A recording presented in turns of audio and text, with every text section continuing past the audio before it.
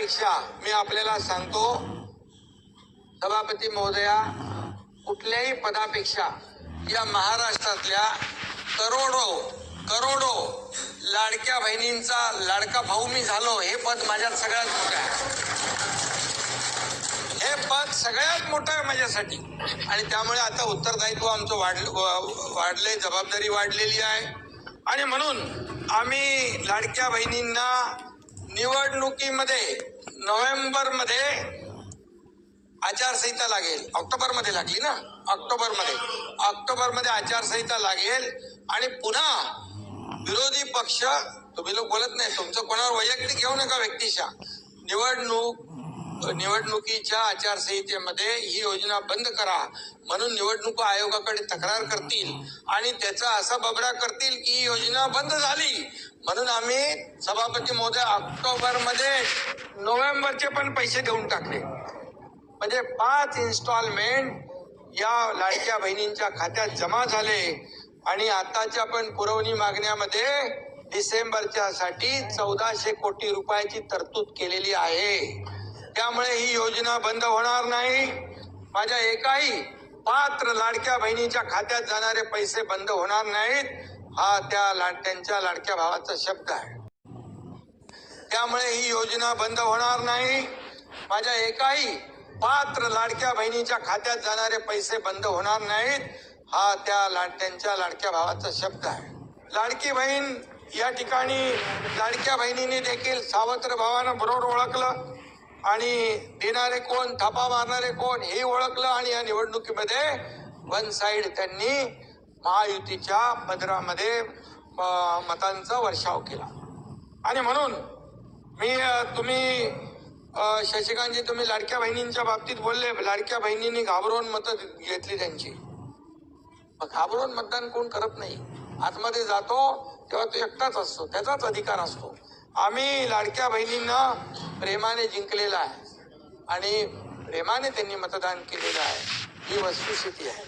आणि म्हणून विरोधकांना देखील खोडे घालणाऱ्यांना जोडे दाखवून मतदान आम्हाला केलं. नाव घ्या म्हणजे तिकडे नाही बोलत नाव घ्या म्हणजे शांत राहतील. तुम्ही उल्लेख केला, त्याचं उत्तर दिलं की मग त्यांना बरोबर उल्लेख केला ना मी.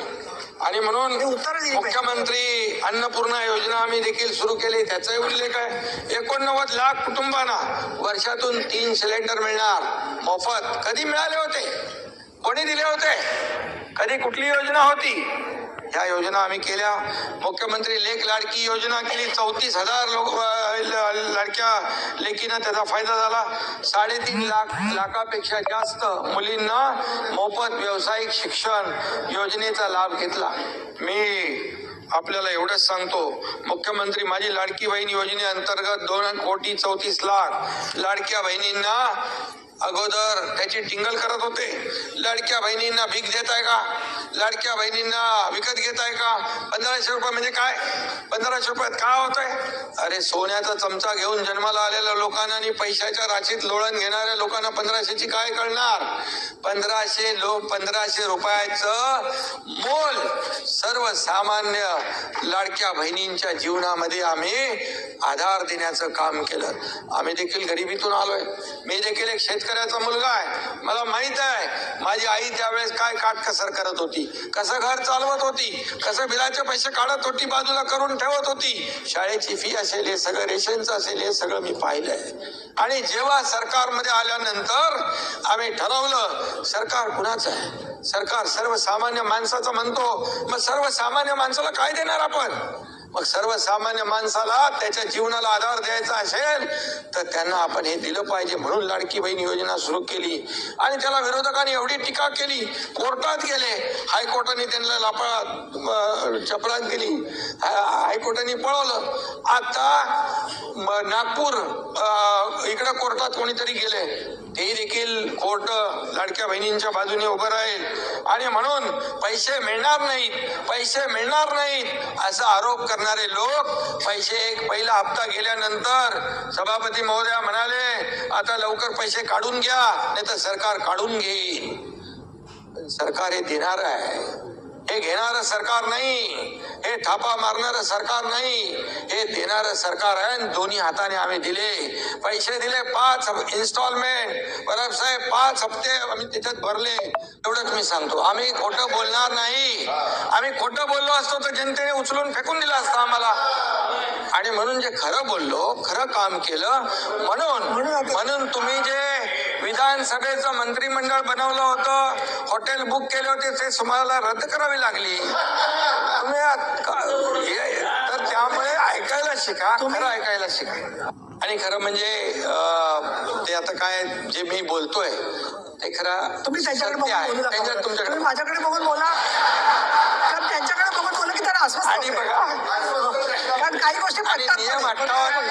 58 सभापती महोदया आता हा विषय झालाय का? मी म्हटलं अंबादासकडे बघून बोला, हेमंतकडे बघून सभापती बोला. महोदया, नियम 58 मध्ये स्पष्टपणे नमूद आहे. राज्यपालांचे जे अभिभाषणात ज्याचा उल्लेख आहे त्याचा आपण त्याच्यावर बोलू शकतो. आता बघा, परिच्छेद 12 मध्ये मुख्यमंत्री माझी लाडकी बहीण योजना उल्लेख आहे त्यांचा. आता लाडक्या बहिणीबद्दल बोलू नको का? त्याचा विरोध केला या लोकांनी, कोर्टात गेले आणि बंद करा म्हणाले. आता तुम्ही परत जखमांवरची सालटी काढताय. पुढे चला, पुढच्या मुद्द्यावर. खरं आहे ना. तुम्ही कसं आहे, मी बघा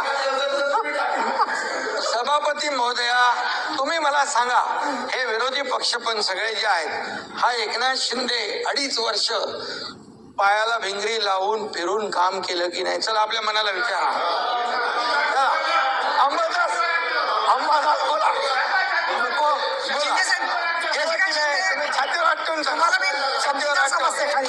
पदापेक्षा, कुठल्याही पदापेक्षा मी आपल्याला सांगतो सभापती महोदया, कुठल्याही पदापेक्षा या महाराष्ट्रातल्या करोडो लाडक्या बहिणींचा लाडका भाऊ मी झालो, हे पद माझ्यात सगळ्यात मोठं आहे.